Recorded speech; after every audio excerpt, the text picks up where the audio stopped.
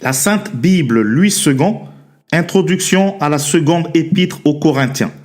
La deuxième épître de Paul aux Corinthiens est liée à la première parce que les deux s'adressent à la même communauté et ont le même auteur.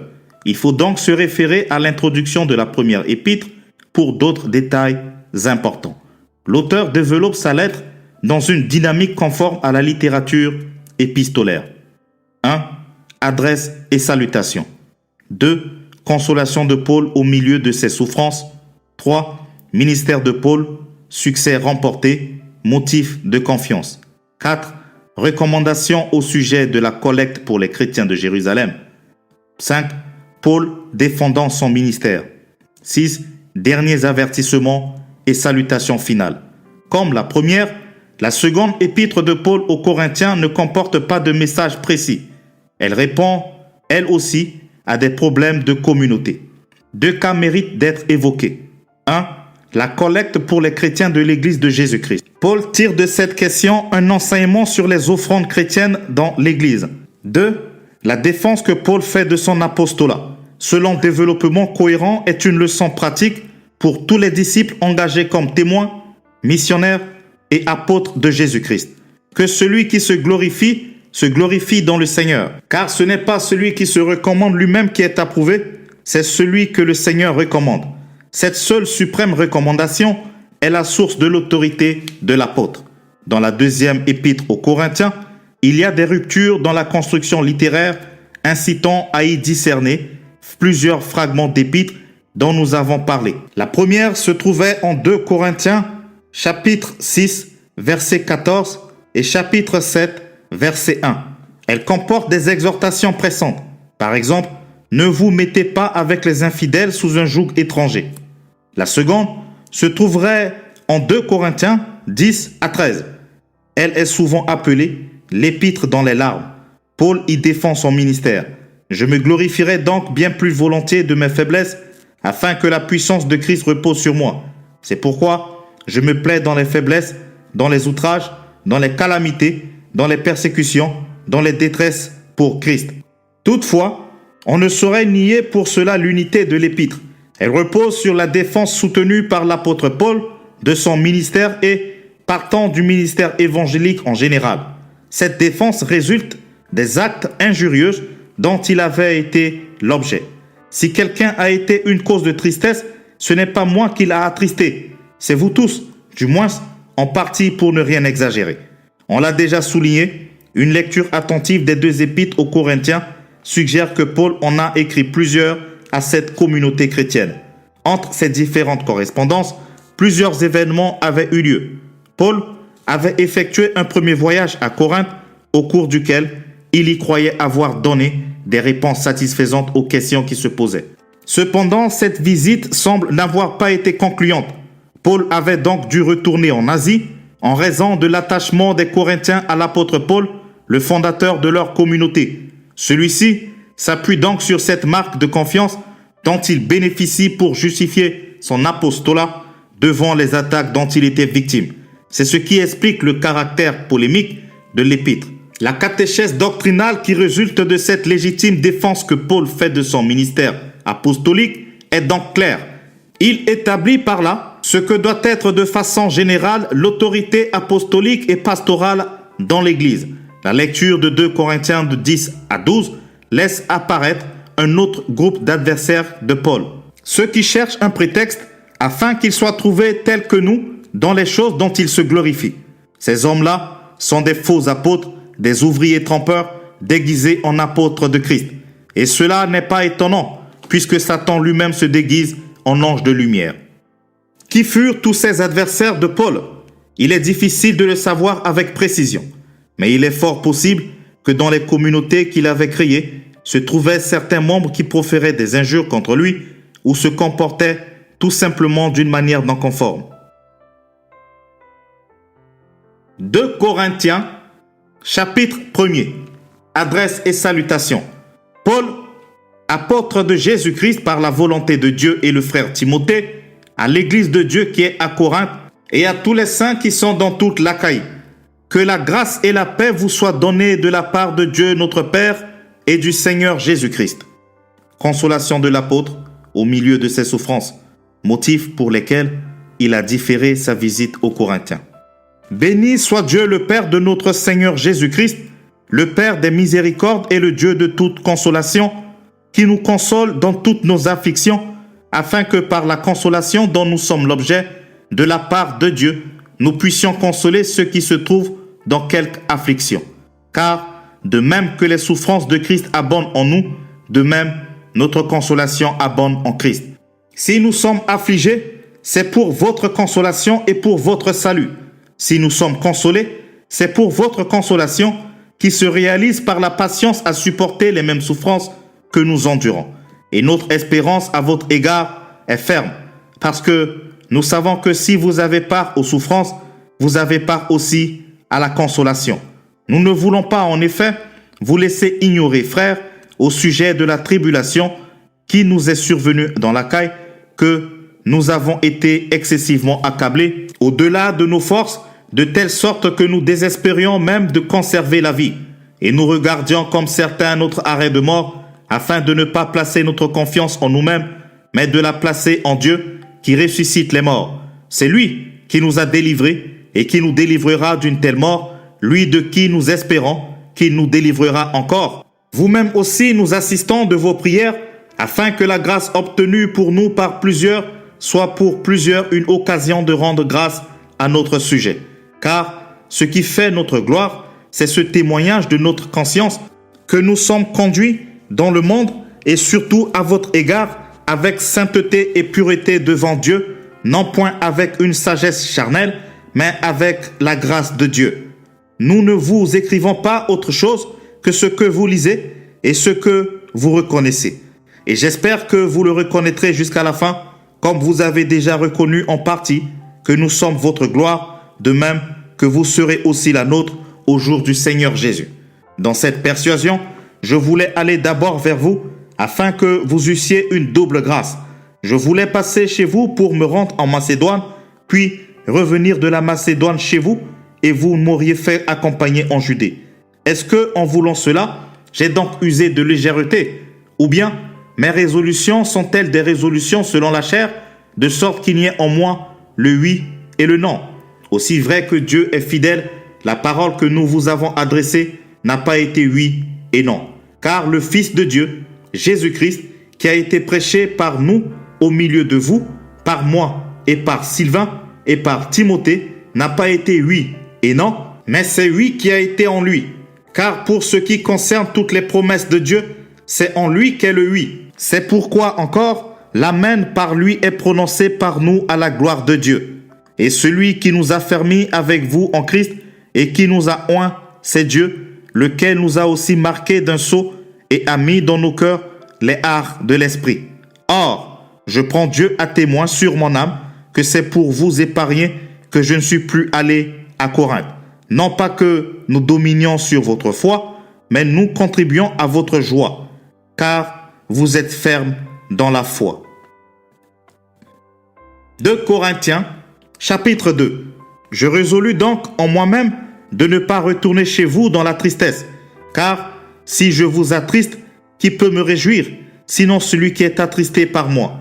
J'ai écrit comme je l'ai fait, pour ne pas éprouver à mon arrivée de la tristesse de la part de ceux qui devaient me donner de la joie. Ayons en vous tous cette confiance que ma joie est la vôtre à tous. C'est dans une grande affliction, le cœur angoissé et avec beaucoup de larmes que je vous ai écrit, non pas afin que vous fussiez attristés, mais afin que vous connaissiez l'amour extrême que j'ai pour vous. Si quelqu'un a été une cause de tristesse, ce n'est pas moi qu'il a attristé, c'est vous tous, du moins en partie, pour ne rien exagérer. Il suffit pour cet homme du châtiment qui lui a été infligé par le plus grand nombre, en sorte que vous devez bien plutôt lui pardonner et le consoler de peur qu'il ne soit accablé par une tristesse excessive. Je vous exhorte donc à faire acte de charité envers lui. Car je vous ai écrit aussi dans le but de connaître, en vous mettant à l'épreuve, si vous êtes obéissant en toutes choses. Or, à qui vous pardonnez, je pardonne aussi. À ce que j'ai pardonné, si j'ai pardonné quelque chose, c'est à cause de vous, en présence de Christ, afin de ne pas laisser à Satan l'avantage sur nous, car nous n'ignorons pas ses desseins. Au reste, lorsque je fus arrivé à Troas pour l'évangile de Christ, quoique le Seigneur m'y eût ouvert une porte, je n'eus point de repos d'esprit, parce que je ne trouvais pas Tite, mon frère. C'est pourquoi, ayant pris congé d'eux, je partis pour la Macédoine. Ministère de Paul, succès rapporté à Dieu, supériorité de la nouvelle alliance sur l'ancienne, difficulté de la tâche, motif de confiance et d'encouragement. Grâce soit rendue à Dieu, qui nous fait toujours triompher en Christ et qui répand par nous en tout lieu l'odeur de sa connaissance. Nous sommes en effet pour Dieu la bonne odeur de Christ parmi ceux qui sont sauvés et parmi ceux qui périssent. Aux uns, une odeur de mort, donnant la mort. Aux autres, une odeur de vie, donnant la vie. Et qui est suffisant pour ces choses, car nous ne falsifions point la parole de Dieu comme font plusieurs. Mais c'est avec sincérité, mais c'est de la part de Dieu que nous parlons en Christ devant Dieu. 2 Corinthiens, chapitre 3. Commençons-nous de nouveau à nous recommander nous-mêmes? Ou avons-nous besoin, comme quelques-uns, de lettres de recommandation auprès de vous ou de votre part? C'est vous qui êtes notre lettre, écrite dans nos cœurs, connue et lue de tous les hommes. Vous êtes manifestement une lettre de Christ, écrite par notre ministère, non par de l'encre, mais avec l'Esprit du Dieu vivant, non sur des tables de pierre, mais sur les tables de chair sur les cœurs. Cette assurance-là, nous l'avons par Christ auprès de Dieu. Ce n'est pas à dire que nous soyons par nous-mêmes capables de concevoir quelque chose comme nous venons nous-mêmes. Notre capacité, au contraire, vient de Dieu. Il nous a aussi rendus capables d'être ministres d'une nouvelle alliance, non de la lettre, mais de l'esprit. Car la lettre tue, mais l'esprit vivifie.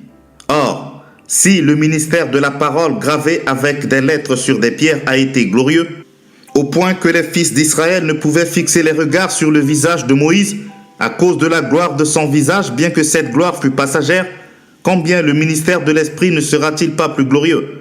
Si le ministère de la recommandation a été glorieux, le ministère de la justice est de beaucoup supérieur en gloire.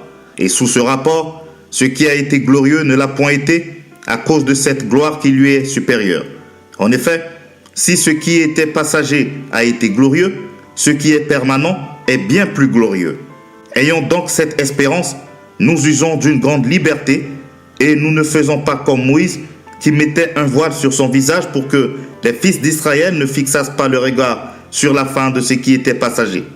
Mais ils sont devenus durs d'entendement, car jusqu'à ce jour le même voile demeure quand ils font la lecture de l'Ancien Testament et ils ne se lèvent pas parce que c'est en Christ qu'il disparaît. Jusqu'à ce jour, quand on lit Moïse, un voile est jeté sur leur cœur. Mais lorsque les cœurs se convertissent au Seigneur, le voile est ôté. Or, le Seigneur, c'est l'Esprit. Et là où est l'Esprit du Seigneur, là est la liberté. Nous tous qui, le visage découvert, contemplant comme dans un miroir la gloire du Seigneur, nous sommes transformés en la même image de gloire en gloire, comme par le Seigneur, l'Esprit. 2 Corinthiens, chapitre 4. C'est pourquoi, ayant ce ministère selon la miséricorde qui nous a été faite, nous ne perdons pas courage. Nous rejetons les choses honteuses qui se font en secret. Nous n'avons pas une conduite astucieuse et nous n'altérons point la parole de Dieu. Mais en publiant la vérité, nous nous recommandons à toute conscience d'homme de Dieu. Si notre évangile est encore voilé, il est voilé pour ceux qui périssent. Pour les incrédules, dont le Dieu de ce siècle a aveuglé l'intelligence, afin qu'ils ne vissent pas briller la splendeur de l'évangile de la gloire de Christ, qui est l'image de Dieu.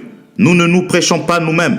C'est Jésus-Christ le Seigneur que nous prêchons, et nous nous disons vos serviteurs à cause de Jésus. Car Dieu, qui a dit « La lumière brillera du sein des ténèbres », a fait briller la lumière dans nos cœurs pour faire resplendir la connaissance de la gloire de Dieu sur la face de Christ.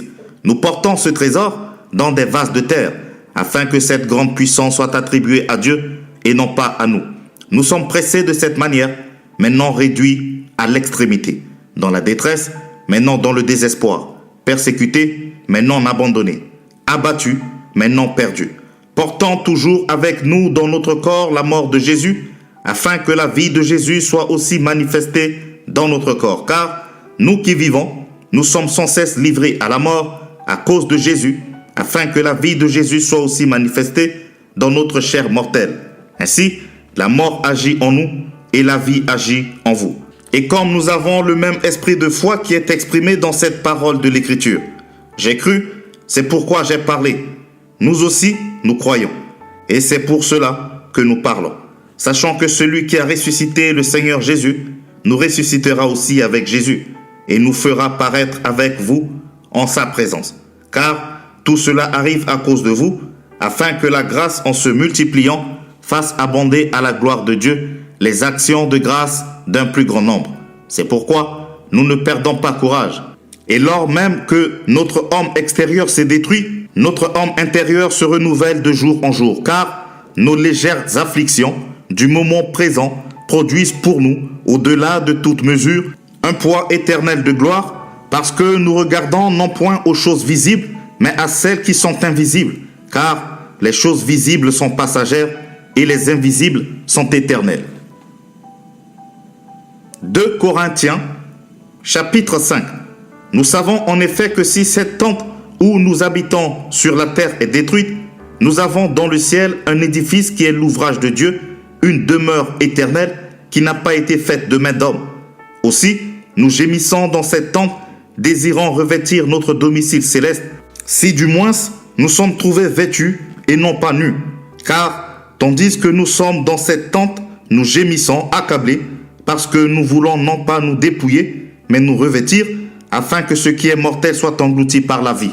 Et celui qui nous a formés pour cela, c'est Dieu, qui nous a donné les arts de l'esprit. Nous sommes donc toujours pleins de confiance, et nous savons qu'en demeurant dans ce corps, nous demeurons loin du Seigneur, car nous marchons par la foi et non par la vue.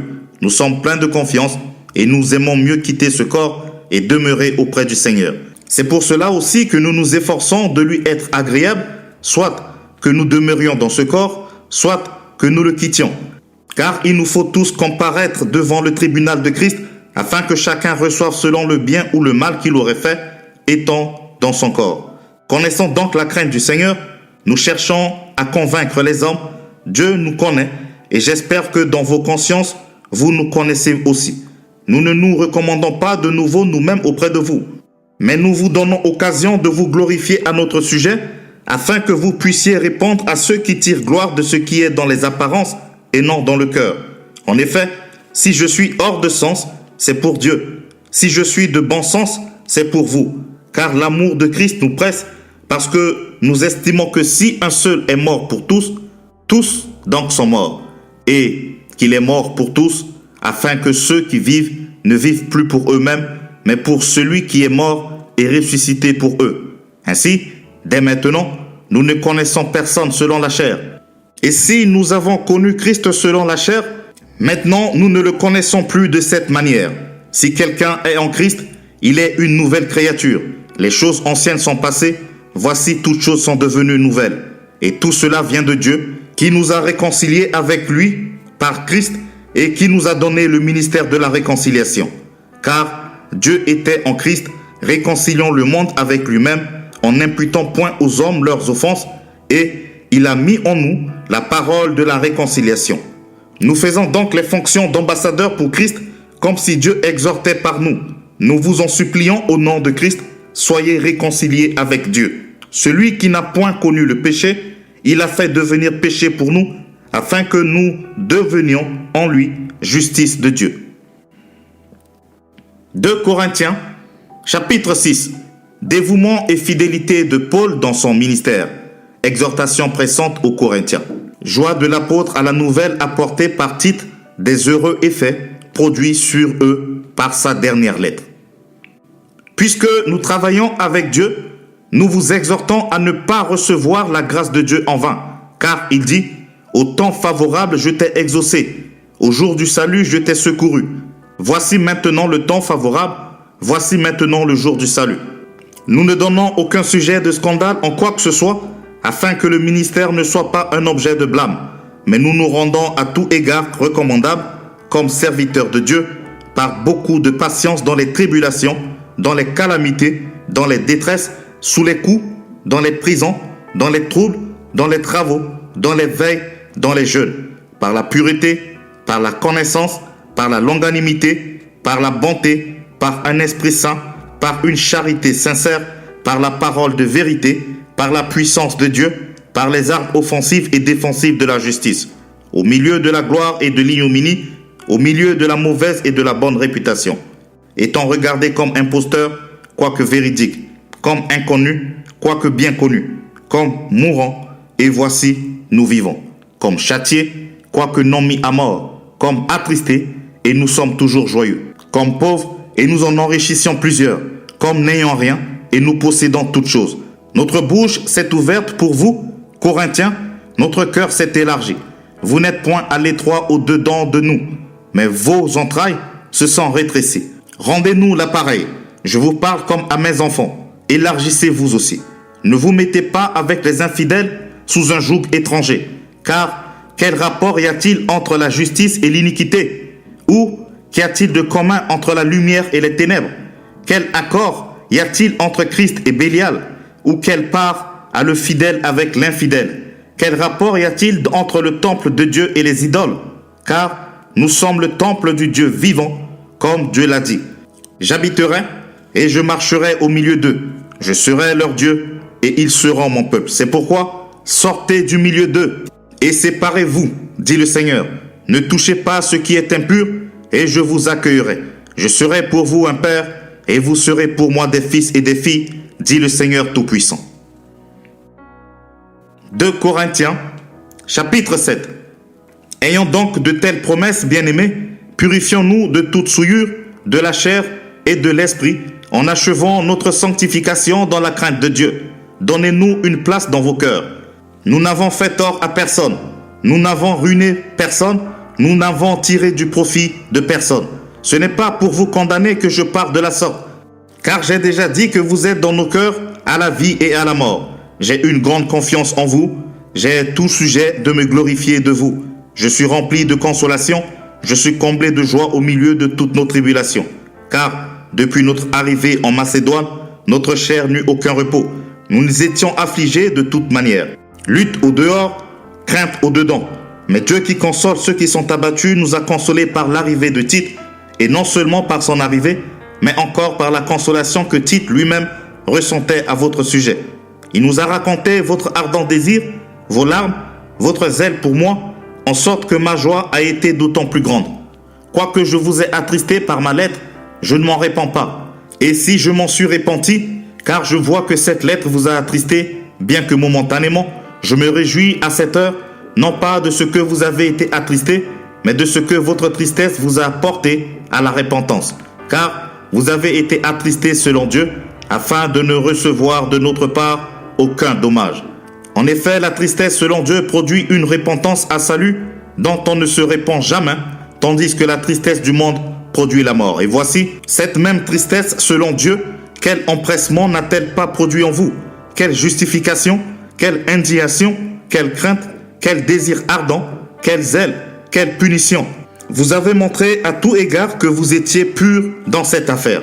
Si donc je vous ai écrit, ce n'était ni à cause de celui qui a fait l'injure, ni à cause de celui qui l'a reçu.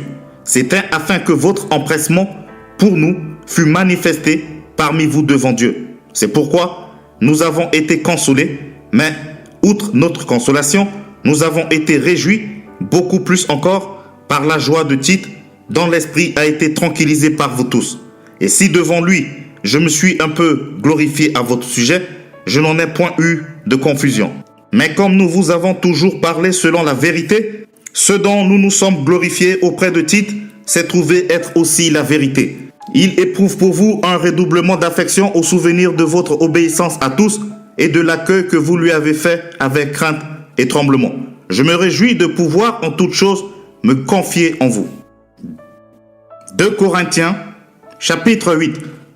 Recommandation au sujet de la collecte pour les chrétiens de Jérusalem.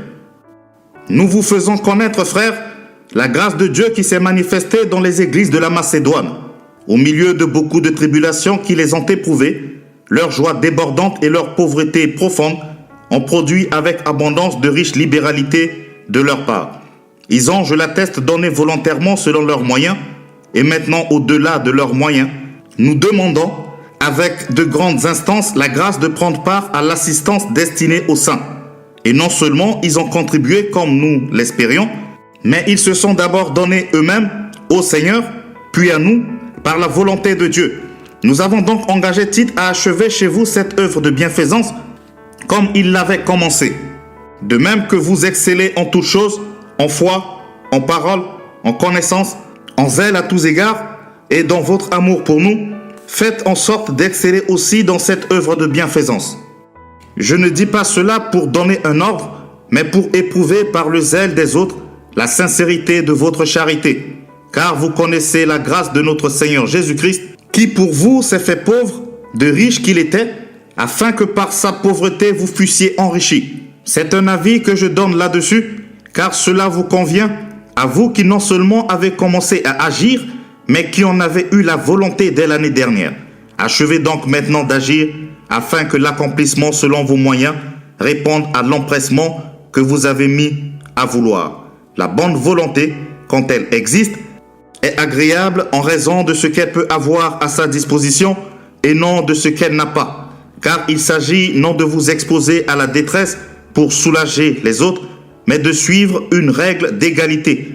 Dans la circonstance présente, votre superflu pourvoira à vos besoins, afin que leur superflu pourvoie pareillement au vôtre, en sorte qu'il y ait égalité, selon qu'il est écrit, celui qui avait ramassé beaucoup n'avait rien de trop, et celui qui avait ramassé peu n'en manquait pas. Grâce soit rendue à Dieu de ce qu'il a mis dans le cœur de Tite, le même empressement pour vous. Car il a accueilli notre demande et c'est avec un nouveau zèle et de son plein gré qu'il part pour aller chez vous. Nous envoyons avec lui le frère dont la louange en ce qui concerne l'évangile est répandue dans toutes les églises et qui de plus a été choisi par les églises pour être notre compagnon de voyage dans cette œuvre de bienfaisance que nous accomplissons à la gloire du Seigneur, même et en témoignage de notre bonne volonté. Nous agissons ainsi afin que personne ne nous blâme au sujet de cette abondante collecte à laquelle nous donnons nos soins. Car nous recherchons ce qui est bien, non seulement devant le Seigneur, mais aussi devant les hommes. Nous envoyons avec eux notre frère, dont nous avons souvent éprouvé le zèle dans beaucoup d'occasions, et qui en montre plus encore cette fois à cause de sa grande confiance en vous. Ainsi, pour ce qui est de Tite, il est notre associé et notre compagnon d'œuvre auprès de vous. Et pour ce qui est de nos frères, ils sont les envoyés des églises, la gloire de Christ. Donnez-leur donc, à la face des églises, la preuve de votre charité et montre-leur que nous avons sujet de nous glorifier de vous. 2 Corinthiens, chapitre 9. Il est superflu que je vous écrive touchant l'assistance destinée aux saints. Je connais en effet votre bonne volonté, dont je me glorifie pour vous auprès des Macédoniens, en déclarant que l'Archaïe est prête depuis l'année dernière, et ce zèle de votre part a stimulé le plus grand nombre. J'envoie les frères, afin que l'éloge que nous avons fait de vous ne soit pas réduit à néant sur ce point-là, et que vous soyez prêts, comme je l'ai dit. Je ne voudrais pas, si les Macédoniens m'accompagnent et ne vous trouvent pas prêts, que cette assurance tournât à notre confusion, pour ne pas dire à la vôtre. J'ai donc jugé nécessaire d'inviter les frères à se rendre auparavant chez vous et à s'occuper de votre libéralité déjà promise, afin qu'elle soit prête de manière à être une libéralité et non un acte d'avarice. Sachez-le, celui qui sème peu, moissonnera peu, et celui qui sème abondamment, moissonnera abondamment. Que chacun donne comme il l'a résolu en son cœur, sans tristesse ni crainte, car Dieu aime celui qui donne avec joie. Et Dieu peut vous combler de toutes sortes de grâces, afin que possédant toujours en toutes choses de quoi satisfaire à tous vos besoins, vous ayez encore en abondance pour toute bonne œuvre. Selon qu'il est écrit, « Il a fait des largesses, il a donné aux indigents. Sa justice subsiste à jamais. Celui qui fournit de la semence au semeur et du pain pour sa nourriture, vous fournira et vous multipliera la semence, et il augmentera les fruits de votre justice. Vous serez de la sorte enrichis à tous égards pour toute espèce de libéralité qui, par notre moyen, feront offrir à Dieu des actions de grâce. Car le secours de cette assistance non seulement pourvoit aux besoins des saints, Mais il est encore une source abondante de nombreuses actions de grâce envers Dieu. En considération de ce secours dont ils font l'expérience, ils glorifient Dieu de votre obéissance dans la profession de l'évangile de Christ et de la libéralité de vos dons envers eux et envers tous. Ils prient pour vous parce qu'ils vous aiment à cause de la grâce éminente que Dieu vous a faite. Grâce soit rendue à Dieu pour son don ineffable. 2 Corinthiens, chapitre 10. Paul défend son ministère. Moi, Paul, je vous prie par la douceur et la bonté de Christ, moi, humble d'apparence quand je suis au milieu de vous, et plein de hardiesse à votre égard quand je suis éloigné, je vous prie lorsque je serai présent de ne pas me forcer à recourir avec assurance et avec hardiesse, dont je me propose d'user contre quelques-uns qui nous regardent comme marchant selon la chair. Si nous marchons dans la chair, nous ne combattons pas selon la chair, car les armes avec lesquelles nous combattons ne sont pas charnelles, mais elles sont puissantes par la vertu de Dieu pour renverser des forteresses. Nous renversons les raisonnements et toute hauteur qui s'élève contre la connaissance de Dieu et nous amenons toute pensée captive à l'obéissance de Christ. Nous sommes prêts aussi à punir toute désobéissance lorsque votre obéissance sera complète. Vous regardez à l'apparence, si quelqu'un se persuade qu'il est de Christ, qu'il se dise bien en lui-même que, comme il est de Christ, nous aussi nous sommes de Christ. Et quand même, je me glorifierai un peu trop de l'autorité que le Seigneur nous a donnée pour votre édification et non pour votre destruction. Je ne saurais en avoir honte, afin que je ne paraisse pas vouloir vous intimider par mes lettres. Car, dit-on, ces lettres sont sévères et fortes, mais, présent en personne, il est faible, et sa parole est méprisable.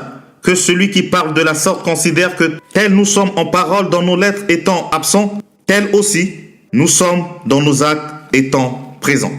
Nous n'osons pas égaler ou nous comparer à quelques-uns de ceux qui se recommandent eux-mêmes, mais en se mesurant à leur propre mesure et en se comparant à eux-mêmes, ils manquent d'intelligence. Pour nous, nous ne voulons pas nous glorifier hors de cette mesure. Nous prendrons au contraire pour mesure les limites du partage que Dieu nous a assigné, de manière à nous faire venir aussi jusqu'à vous.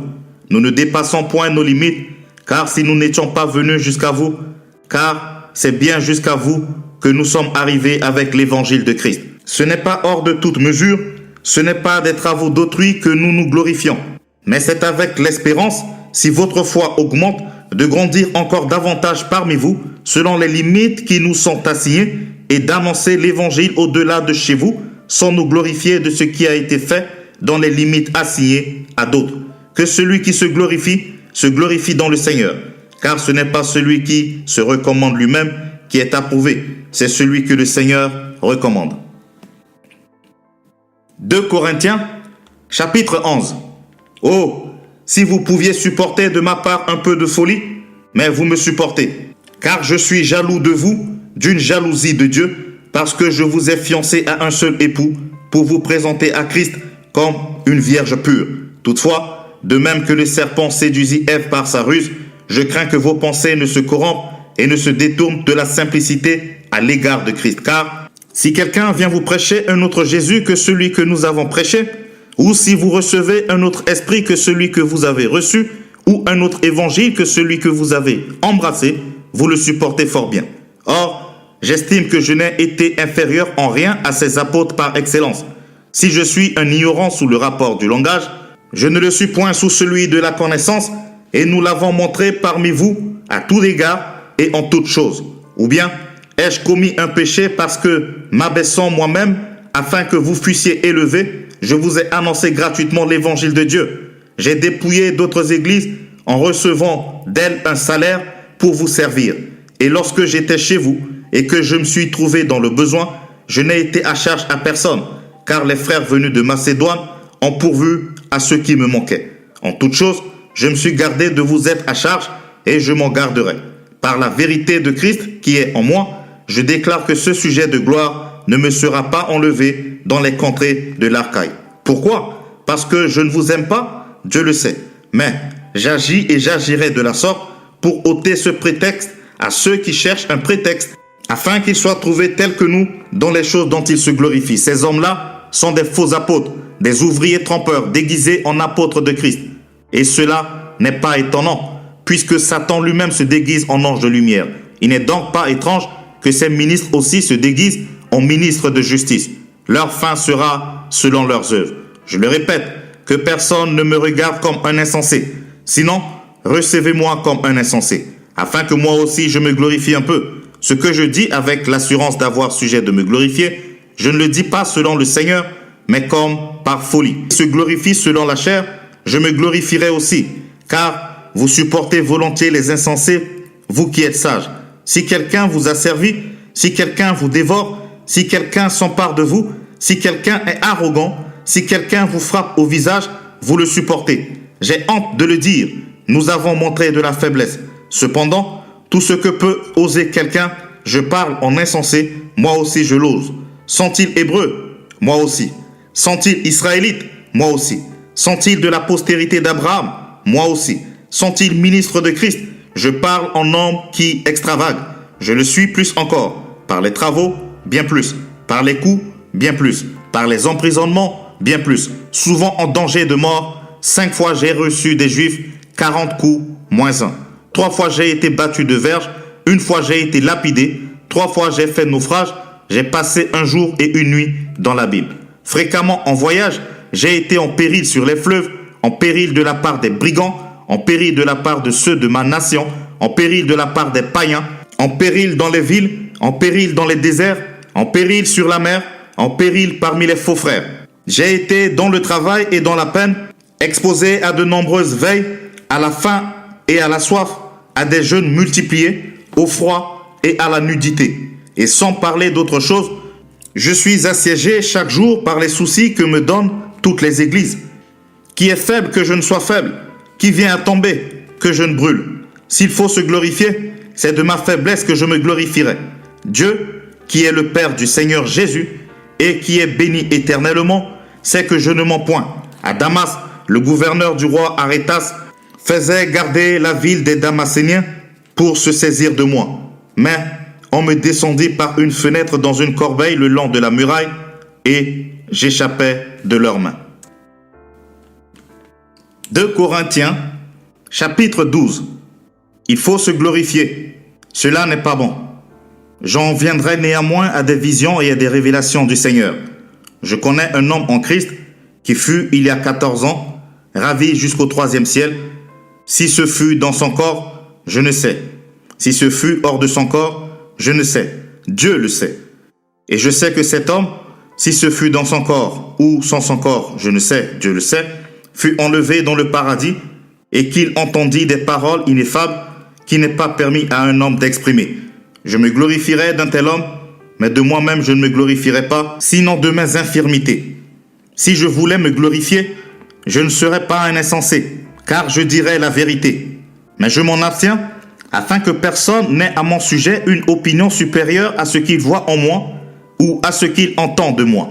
Et pour que je ne sois pas enflé d'orgueil, à cause de l'excellence de ces révélations, il m'a été mis une écharde dans la chair, un ange de Satan, pour me souffléter et m'empêcher de m'enorgueillir. 3 fois j'ai prié le Seigneur de l'éloigner de moi. Et il m'a dit, ma grâce te suffit, car ma puissance s'accomplit dans la faiblesse. Je me glorifierai donc bien plus volontiers de mes faiblesses, afin que la puissance de Christ repose sur moi. C'est pourquoi je me plais dans les faiblesses, dans les outrages, dans les calamités, dans les persécutions, dans les détresses pour Christ. Car quand je suis faible, c'est alors que je suis fort. J'ai été un insensé. Vous m'y avez contraint. C'est par vous que je devrais être recommandé, car je n'ai été inférieur en rien aux apôtres par excellence, quoique je ne sois rien. Les preuves de mon apostolat ont éclaté au milieu de vous par une patience à toute épreuve, par des signes, des prodiges et des miracles. En quoi avez-vous été traités moins favorablement que les autres églises? Sinon, en ce que je ne vous ai point été à charge, pardonnez-moi ce tort. Voici pour la 3e fois, je suis prêt à aller chez vous, et je ne vous serai point à charge. Car ce ne sont pas vos biens que je cherche, c'est vous-même. Ce n'est pas en effet aux enfants à amasser pour leurs parents, mais aux parents pour leurs enfants. Pour moi, je dépenserai très volontiers, et je me dépenserai moi-même par vos âmes, dussé-je en vous aimant davantage, être moins aimé de vous. Soit, je ne vous ai point été à charge, mais en homme astucieux, je vous ai pris par ruse. Ai-je tiré du profit de vous par quelqu'un de ceux que je vous ai envoyés? J'ai engagé Tite à aller chez vous, et avec lui j'ai envoyé le frère. Est-ce que Tite a exigé quelque chose de vous? N'avons-nous pas marché dans le même esprit, sur les mêmes traces? Vous vous imaginez depuis longtemps que nous nous justifions auprès de vous. C'est devant Dieu en Christ que nous parlons. Et tout cela, bien-aimés, nous le disons pour votre édification, car je crains de ne pas vous trouver à mon arrivée tel que je voudrais et d'être moi-même trouvé par vous tel que vous ne voudriez pas. Je crains de trouver des querelles, de la jalousie, des animosités, des cabales, des médisances, des calomnies, de l'orgueil, des troubles. Je crains qu'à mon arrivée, mon Dieu ne m'humilie de nouveau à votre sujet et que je n'ai à pleurer sur plusieurs de ceux qui ont péché précédemment et qui ne se sont pas repentis de l'impureté, de l'impudicité et des dissolutions auxquelles ils se sont livrés.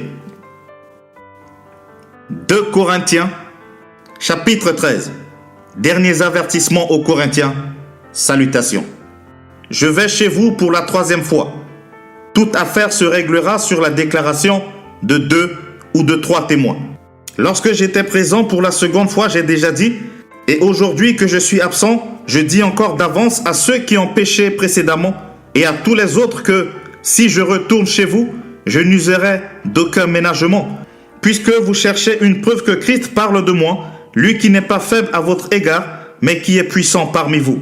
Car il a été crucifié à cause de sa faiblesse, mais il vit par la puissance de Dieu. Nous aussi, nous sommes faibles en lui, mais nous vivrons avec lui par la puissance de Dieu pour agir envers vous. Examinez-vous vous-même pour savoir si vous êtes dans la foi. Éprouvez-vous vous-même. Ne reconnaissez-vous pas que Jésus-Christ est en vous, à moins peut-être que vous ne soyez réprouvés. Mais j'espère que vous reconnaîtrez que nous ne sommes pas réprouvés. Cependant, nous prions Dieu que vous ne fassiez rien de mal, non pour paraître nous-mêmes approuvés, mais afin que vous pratiquiez ce qui est bien et que nous soyons comme réprouvés. Car nous n'avons pas de puissance contre la vérité. Nous n'en avons que pour la vérité. Nous nous réjouissons lorsque nous sommes faibles, tandis que vous êtes forts. Et ce que nous demandons dans nos prières, c'est votre perfectionnement. C'est pourquoi j'écris ces choses étant absent, afin que présent, je n'ai pas à user de rigueur selon l'autorité que le Seigneur m'a donnée pour l'édification et non pour la destruction. Au reste, frères, soyez dans la joie, perfectionnez-vous, consolez-vous, ayez un même sentiment, vivez en paix, et le Seigneur d'amour et de paix sera avec vous. Saluez-vous les uns les autres avec un saint baiser. Tous les saints vous saluent. Que la grâce du Seigneur Jésus-Christ, l'amour de Dieu et la communion du Saint-Esprit soient avec vous tous.